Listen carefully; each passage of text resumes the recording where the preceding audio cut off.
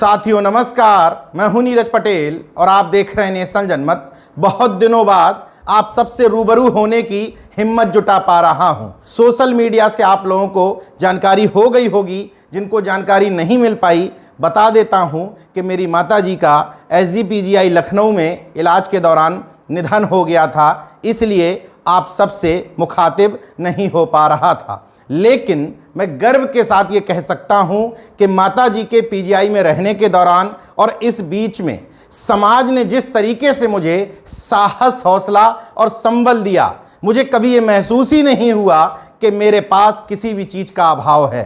SGPGI में professors ने, nursing staff ने, कर्मचारियों ने जिस तरीके से मेरी माँ के इलाज में सपोर्ट किया, मैं उन सभी को इस वीडियो के माध्यम से तहे दिल से धन्यवाद देना चाहता हूं। PGI में माँ के एडमिट रहने के दौरान हर रोज सैकड़ों लोग माँ की अच्छी सेहत की इच्छा के साथ उनको देखने के लिए PGI आते थे और अपनी क्षमता अनुसार कोशिश करते थे कि किसी से बोल दिया जाए कि नीरज भाई की माँ यहाँ एडमिट हैं। इस पूरे घटनाक्रम के दौरान मैं एक बात दावे के साथ कह सकता हूँ कि समाज के लिए अगर आप इतना सा करते हैं तो उसके बदले में समाज इतना देता है। बस आपकी नीयत और इच्छा शक्ति दुरुस्त होनी चाहिए। आज का ये वीडियो मैं इसलिए सामने लेकर के आया हूं कि मंच पर मैं या अन्य भाषणवीर जो भाषण देते हैं अपनी निजी जिंदगी में उसमें कितना खरा उतरते हैं ये बताने की कोशिश कर रहा हूं। हालांकि मैं तर्कवादी हूं,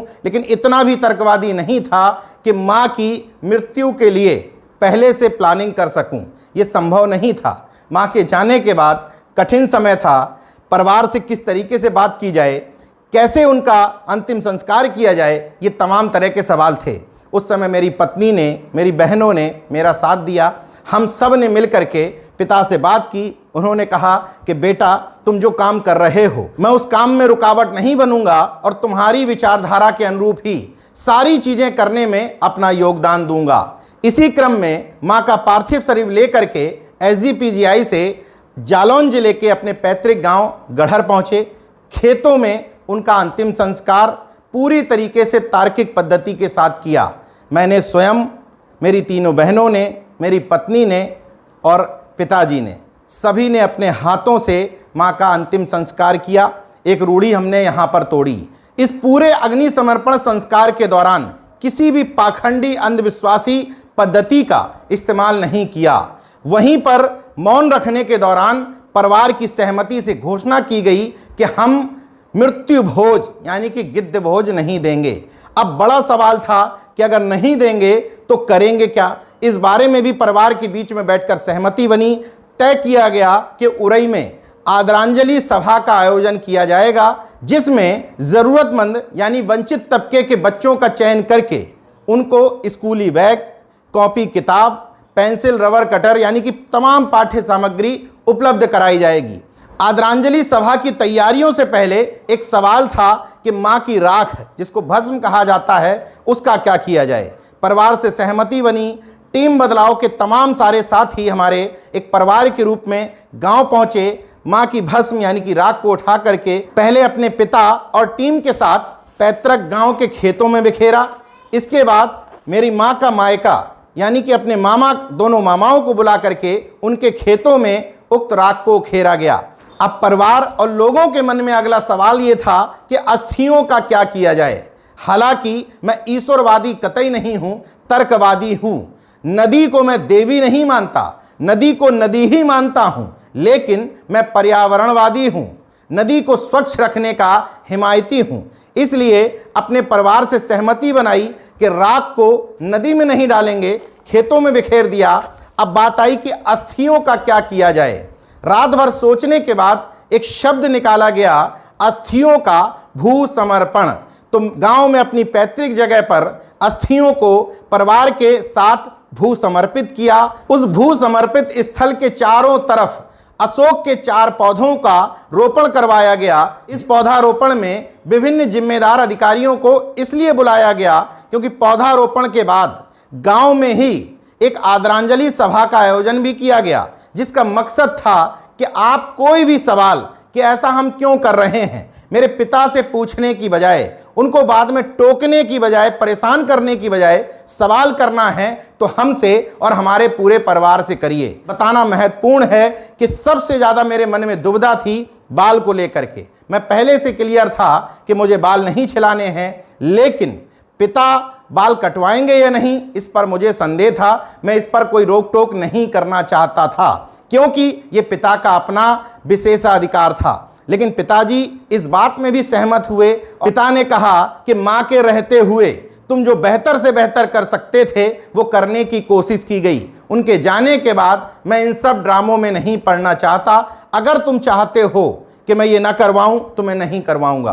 तो मैंने कहा सोच लीजिए, आपको ताने सुनने पड़ेंगे, गांव वाले आपसे सवाल पूछेंगे। पिताजी बोले मुझे कोई दिक्कत नहीं है, मैं अब जिसमें तुम खुश हो उसमें मैं खुश हूं।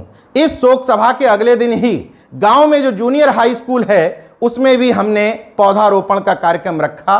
विभिन्न अधिकारियों को बुला करके वहां पौधारोपित किए गए। इसके अगले दिन भी हमने गांव की ही कन्या पाठशाला में भी पौधारोपण करवाया। अब समय आ गया था आदरांजलि सभा का।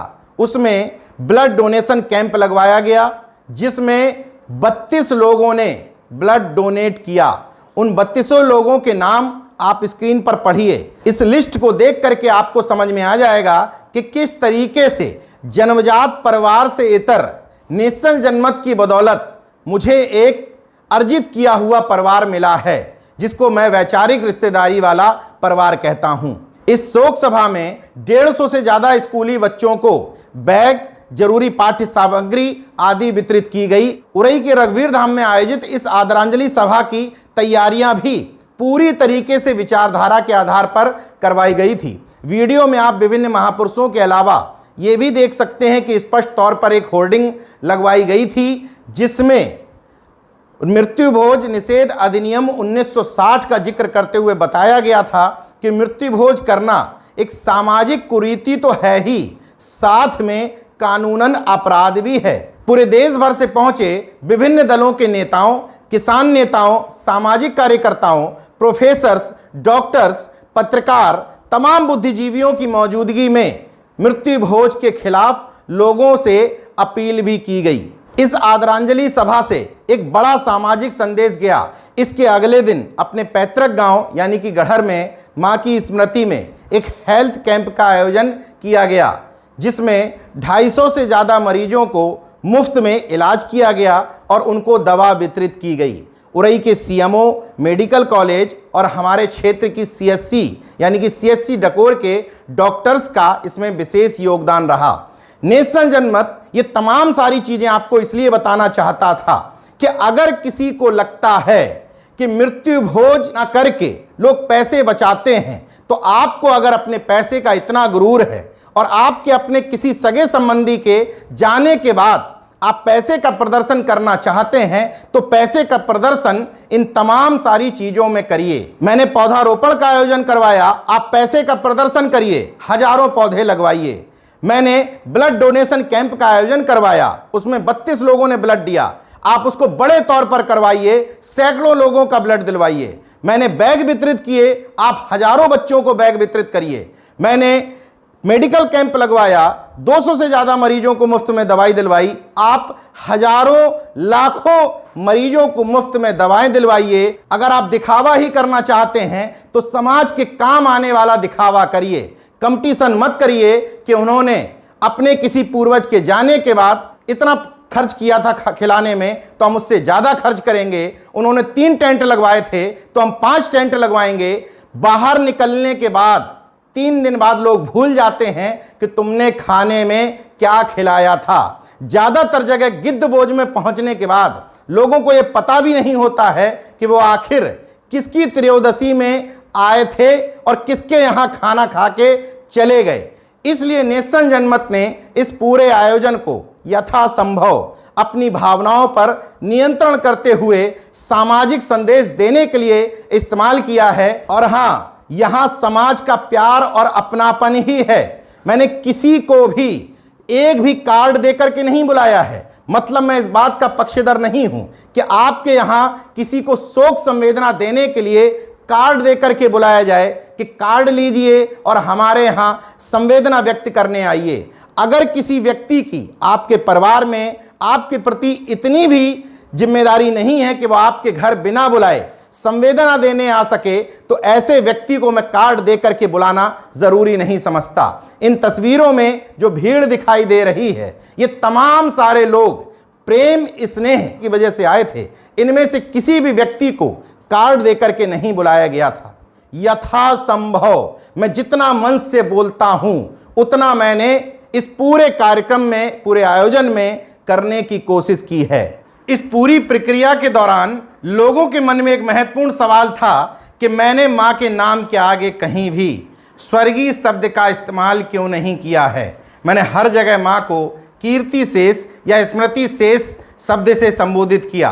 तो गांव की शोक सभा में मैंने इसका जवाब देते हुए कहा कि मान लीजिए किसी व्यक्ति के ऊपर 5 मर्डर के चार्ज हैं या 10 रेप के चार्ज हैं, अगर वो शख्स इस दुनिया से रुखसत होता है तो उसके परिवार वाले जब त्रयोदशी करेंगे, कार्ड छपवाएंगे, तो उसके नाम के आगे क्या लिखेंगे, स्वर्गीय या नरकी। जिनको समझना था वो समझ गए, जो नहीं समझे उनसे मैंने पूछा कि जहां पर रेपिस्ट भी जाते हो, मर्डर भी जाते हो, दुराचारी भी जाते हो, अत्याचारी भी जाते हो, वहां पर मैं अपनी मदर को क्यों भेजूंगा। तर्कवादियों के लिए मेरा जवाब है कि मैं स्वर्ग और नरक में भरोसा नहीं रखता, क्योंकि जिंदा जा नहीं सकता, मरा बता नहीं सकता, तो फिर मैं जबरन अपनी माँ के नाम के आगे स्वर्गीय कैसे लिख सकता हूँ। इसलिए मेरी माँ का निर्वाण हुआ है, वो स्मृति शेष हैं, वो कीर्ति शेष हैं और मेरे दिल में आज भी बसती हैं। देखते रहिए नेशन जनमत, जागरूक और सजग बने रहिए। जय विज्ञान, जय संविधान, जय लोकतंत्र। धन्यवाद।